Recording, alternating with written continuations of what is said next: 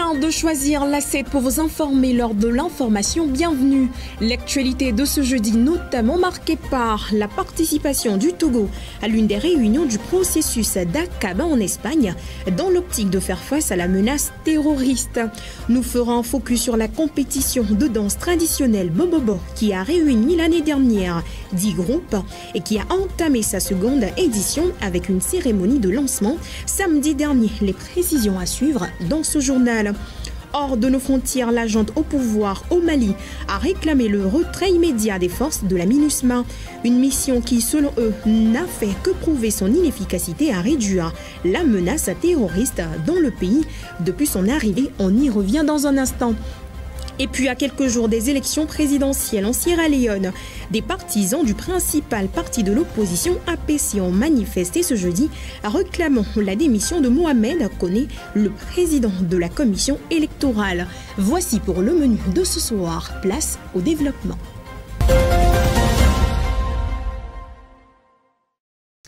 Société en ouverture de ce journal.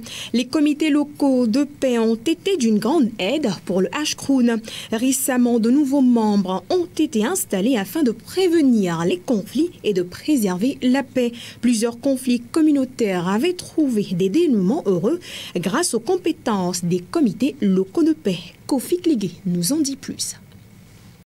En dehors des juridictions officielles compétentes, comme les tribunaux et les cours, les maisons de justice et la chefferie traditionnelle, il existe une autre entité aussi chargée de régler les conflits communautaires. Il s'agit du comité local de paix, CLP.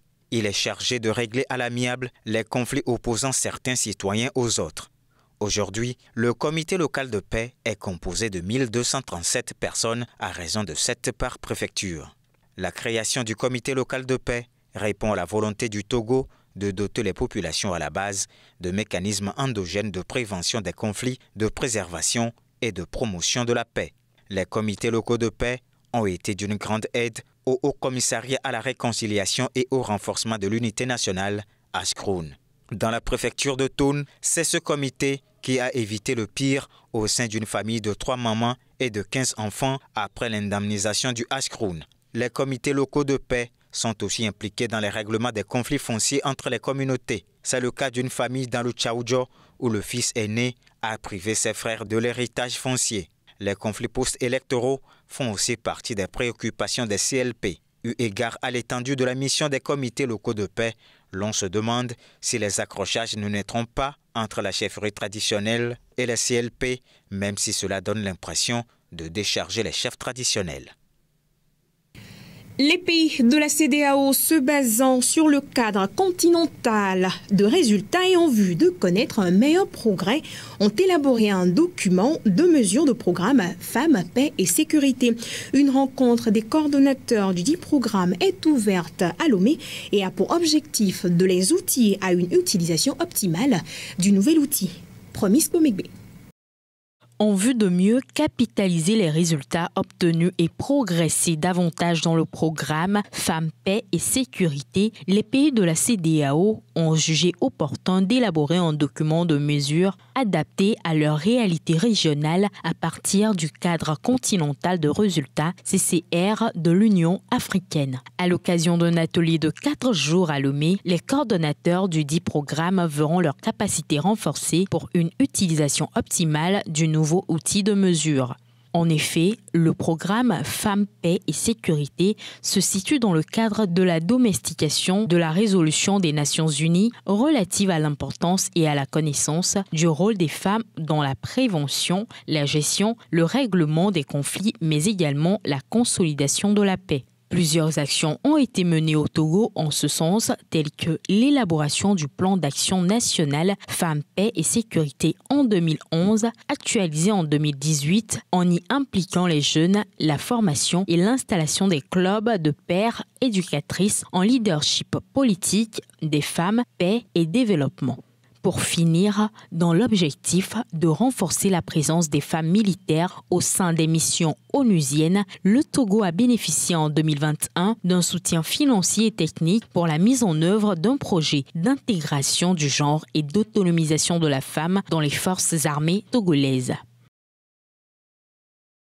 Sécurité à présent, sans aucun doute, le Togo multiplie les initiatives pour arriver à mieux faire face à la menace terroriste, que ce soit unilatéralement ou en collaboration avec ses partenaires. Récemment, le pays a pris part à l'une des réunions du processus d'Aqaba en Espagne, l'objectif étant de réfléchir sur de nouvelles stratégies à déployer pour mieux faire face à la menace terroriste dans la sous-région. Le point dans cet élément.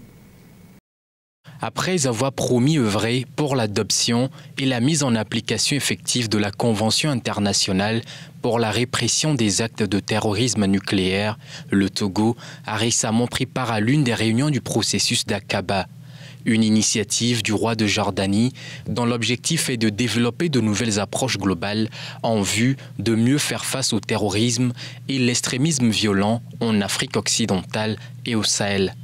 Parlant de menaces terroristes, le Togo en a subi une première dans la nuit du 9 au 10 novembre 2021 dans le Kmenjal, une localité de Sanloaga dans le nord du pays. Puis s'en sont suivis d'autres qui ont contraint au moins 32 000 personnes à se déplacer à l'intérieur du pays. Des données rendues publiques par le Programme alimentaire mondial des Nations Unies. Outre ces déplacés internes, d'autres Togolais ont dû trouver refuge au Bénin, au Ghana, mais aussi au Burkina Faso. D'ailleurs, il faut rappeler que pour arriver à mieux faire face à ces attaques, le Togo avait décrété un état d'urgence sécuritaire dans la région des Savanes, état prorogé le 6 avril dernier pour une période de 12 mois. Agriculture à présent, troisième culture d'exportation du Togo, le cacao de pair avec le café contribue au produit brut intérieur du pays et est estimé à 1,2%. Bien que nourrissant une partie de la population, la production du cacao est confrontée à certaines difficultés. Tour d'horizon relatif à cette production dans cet élément, signé Nadège Ahidja. Troisième culture d'exportation par le Togo, le cacao est produit majoritairement dans la région des plateaux. De pair avec le café, leur contribution au PIB du pays est estimée à 1,2%. Selon les chiffres, sa production fait vivre plus de 12 000 familles. Sur toutes les recettes agricoles opérées par le pays, il rapporte 30%. Bien que nourrissant une partie de la population, la production du cacao connaît quelques difficultés, dues notamment au vieillissement avancé des cacaoyers et du swollen shoot, une maladie qui menace la fertilité de ceux-ci. L'année dernière, par contre, le secteur a enregistré une hausse de 700 tonnes. La production est passée de 100 400 tonnes pour le compte de la campagne agricole 2019-2020 à 6 100 tonnes pour le compte de celle de 2020-2021. Le Togo, pour le moment, ne figure pas parmi les pays africains grands producteurs du cacao. Ce titre est plutôt reconnu aux pays comme la Côte d'Ivoire, le Ghana, le Nigeria et le Cameroun. Toutefois, se fiant aux dernières nouvelles, l'on peut admettre avec un peu plus d'efforts, le pays pourra progressivement intégrer cette cour des grands. Par ailleurs, au Ghana, a débuté cette semaine une rencontre sur l'industrie du cacao, rencontre à laquelle le Togo participe. Il sera question de discuter la faisabilité de la délocalisation du bourse du cacao en Afrique pour des prises de décision à l'avantage de tous, essentiellement ceux des producteurs. Direction région des Plateaux, la compétition de danse traditionnelle Bobobo, qui a réuni l'an dernier 10 groupes, a entamé sa seconde édition samedi dernier avec une cérémonie de lancement en présence du directeur régional des arts et de la culture. Revenons sur l'événement avec ce reportage de notre envoyé spécial sur les lieux Harold Massan-Hato avec les commentaires de Bernard Quinvy.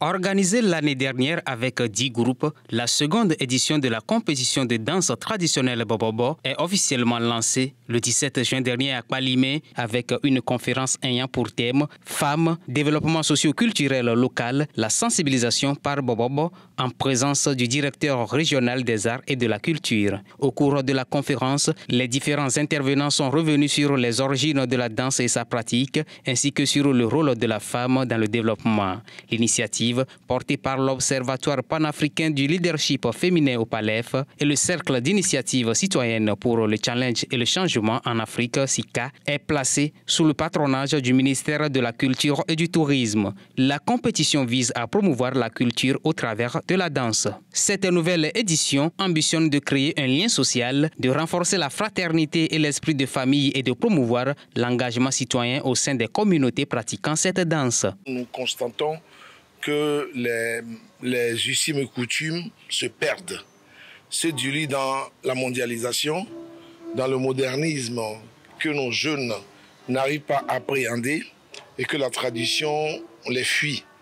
Donc il faut recréer une situation où nos populations puissent s'emparer de leur identité culturelle et faire en sorte qu'ils aient la fierté d'être des Togolais, d'être des Africains. Parce qu'un peuple qui ne s'attache pas à sa culture perd ses repères. Et il ne faut pas à tout prix que nous perdions nos repères parce que la culture est l'un des fondements du développement. Rassemblant 32 groupes, l'édition de cette année se déroulera dans 4 zones, à savoir Kouma, Mélé, Agou et Kpalimé de juillet à novembre 2023. Elle se compose de phases éliminatoires dont ressortiront 16 groupes de 8e de finale qui départageront 8 groupes et de quart et demi-finale qui permettront de déterminer les 2 derniers qui compétiront en novembre pour la finale sur la place 30 août à Kpalimé. L'année dernière, nous l'avons organisé au pied levé puisque nous l'avons imaginé en septembre, fin septembre, et en novembre, nous l'avons réalisé. Et nous avons constaté que ça a été un moment d'engouement, de mobilisation de masse, et ça a répondu à certaines attentes de ceux qui ont participé à cet événement. Le ministre, à la finale, nous a encouragés à continuer. Et c'est pour ça que cette année, nous avons voulu la reprendre en lui donnant une autre envergure. La danse bobobo se pratique sur un rythme traditionnel du Togo. Les groupes sont composés d'hommes qui rythment la danse en jouant en cercle au milieu des femmes qui dansent en tournant dans le sens inverse des aiguilles d'une montre.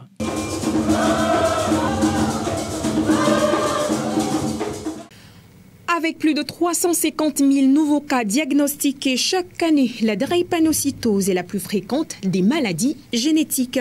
Actuellement, la maladie est en passe de devenir un enjeu de santé publique au Togo et en Afrique. Les explications de Bernard Quinvy. Maladie héréditaire répandue en zone tropicale et dont les premiers signes apparaissent dès le bas âge, la drépanocytose reste méconnue du grand public. C'est la maladie génétique la plus fréquente dans le monde. Au Togo, près de 300 000 personnes souffrent de drépanocytose, dont de nombreux nourrissons. Parmi elles, 16% sont porteuses du gène SS. La maladie n'étant pas curable, le corps médical mise beaucoup sur les conseils. Compte tenu du fort taux de prévalence, les médecins insistent que l'électrophorèse fasse partie des analyses prénuptiales. Rappelons que ce 19 juin est célébré comme Journée mondiale de lutte contre la maladie. C'est l'occasion pour mettre en lumière cette maladie héréditaire rare encore mal connue. La drépanocytose est une maladie chronique grave du sang. Elle touche l'hémoglobine, les protéines présentes à l'intérieur des globules rouges et qui servent au transport de l'oxygène des poumons vers les organes du corps. Aussi, elle provoque la déformation des globules rouges qui perdent leur forme arrondie et prennent la forme d'une faux, d'où le nom donné à la maladie. Hors de nos frontières, l'actualité politique au Sénégal, la commission politique du dialogue national, dans le souci d'apaiser les tensions qui minent le Sénégal depuis quelques semaines déjà, a proposé la révision du code électoral. Une suggestion qui devrait exceptionnellement permettre à 2 personnalités de l'opposition radiées des listes de retrouver leur éligibilité. Une commission politique sénégalaise a proposé jeudi de modifier la loi électorale pour permettre à 2 personnalités de l'opposition radiées des listes de se présenter à l'élection présidentielle de février 2024. Cette suggestion de la commission politique du dialogue national vise à apaiser les conflits. Karim Ouad, ancien ministre, et Khalifa Sall, ancien maire de Dakar, ont été condamnés respectivement à des peines de prison en 2018 et 2015 pour détournement de fonds et corruption. Bien qu'ils aient été graciés par le président Macky Sall, ils ont tout de même été disqualifiés pour les élections de 2019. Les partis d'opposition ont affirmé que le gouvernement du chef d'État avait utilisé le ministère de la Justice pour cibler des opposants potentiels afin de se frayer un chemin vers un éventuel troisième mandat. Le gouvernement sénégalais a nié cette accusation et le président Macky Sall n'a ni confirmé ni nié qu'il briguerait un troisième mandat. Le chef d'État a accueilli en mai dernier des membres de divers partis, des chefs religieux et des représentants de la société civile pour un dialogue national de plusieurs jours visant à réduire les tensions politiques. Les propositions seront soumises au président Macky Sall qui devrait s'adresser à la nation d'ici le 25 juin. Et pendant ce temps, vendredi dernier, la junte au pouvoir a réclamé au Mali le retrait immédiat des forces de la MINUSMA.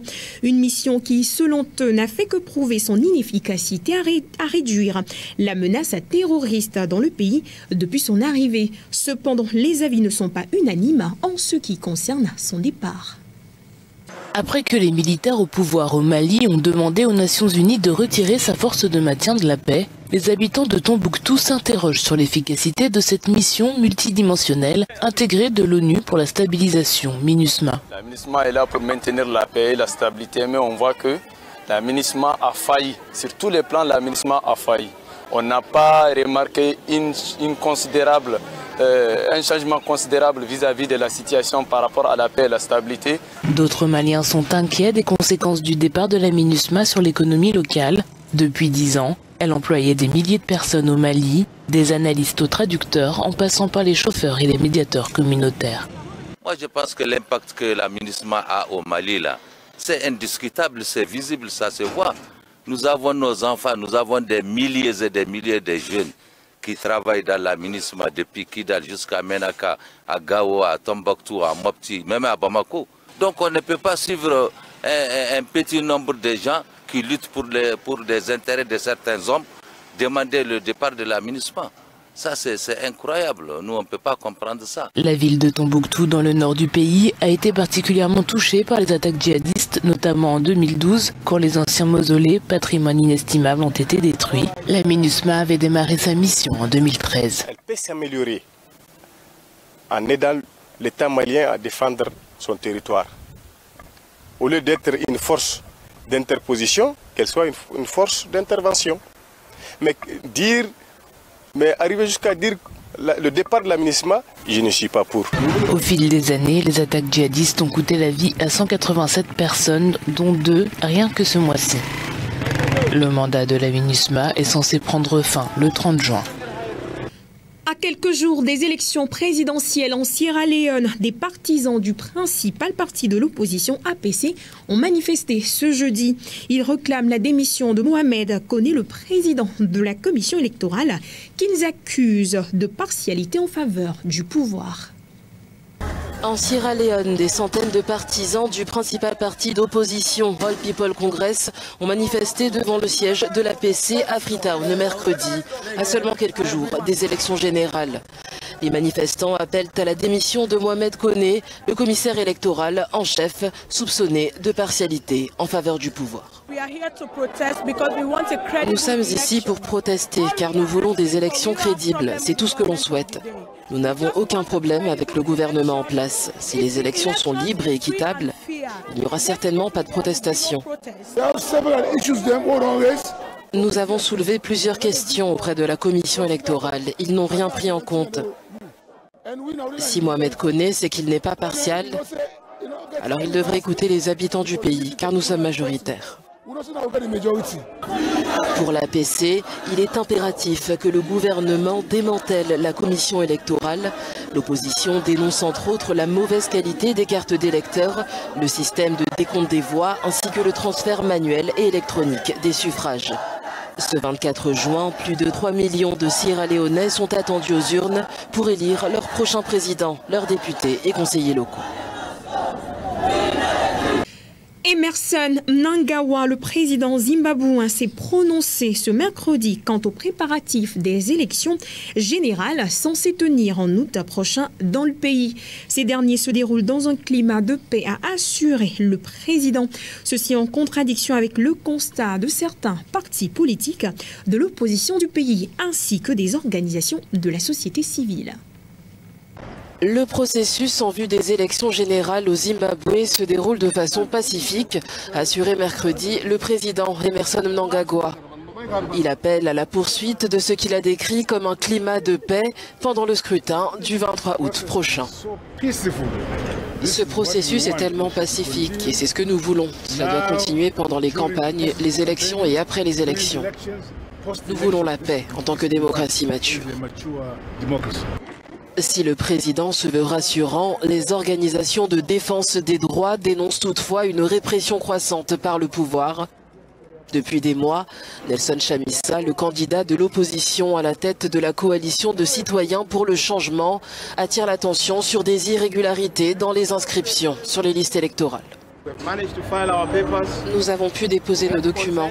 Nous sommes préoccupés par certaines questions, notamment celle des listes électorales. Nous espérons néanmoins que ce problème sera résolu une fois que les candidats auront été désignés. L'opposition et des ONG ont par ailleurs dénoncé des arrestations abusives à l'approche des élections. La semaine dernière, 39 opposants ont été inculpés. Du Zimbabwe, venons-en à l'Afrique du Sud. Le pays prévoit reconvertir son unité de production de la centrale au charbon en une centrale éolienne. Une décision prise en vue de réduire des émissions des gaz à effet de serre produits par le pays. Mais alors que la consommation en électricité est sans cesse croissante au sein du pays, les avis restent partagés quant à cette décision. C'est en novembre 2022 que la dernière unité de production de la centrale au charbon de Komati en Afrique du Sud, qui produisait environ 125 MW, a fermé. La reconversion de celle-ci en centrale éolienne s'inscrit dans le projet de l'Afrique du Sud de réduire ses émissions de gaz à effet de serre. Cependant, la fermeture de cette centrale importante pèse sur la couverture énergétique. Bien que le changement climatique soit un problème majeur et que nous devions passer à des sources d'électricité à faible teneur en carbone, nous devons tenir compte du fait que la consommation d'électricité en général en Afrique du Sud est en forte hausse. Nous devons donc continuer à développer les énergies renouvelables, mais ne pas arrêter tout ce qui est fossile tant que nous n'aurons pas suffisamment d'électricité pour répondre aux besoins de base du pays. La Banque mondiale a accordé un prêt de 490 millions de dollars pour la reconversion de la centrale. Cet argent est censé permettre la formation des anciens employés, mais les travaux piétinent. Il devrait durer 5 ans selon les autorités. Quelques questions ont été soulevées concernant le modèle de financement associé à ce partenariat sur la transition énergétique. Puis, du point de vue de l'Afrique du Sud, seuls 4% du montant représentent des subventions. Pour le reste, il s'agit principalement de prêts. Or, il est évident que notre pays est très endetté.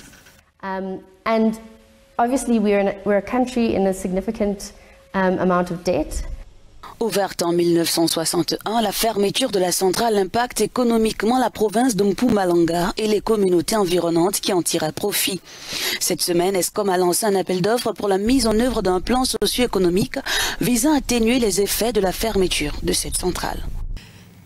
Ainsi se referme cette édition. Merci à vous de l'avoir suivi. Nos programmes se poursuivent sur la télé plus proche.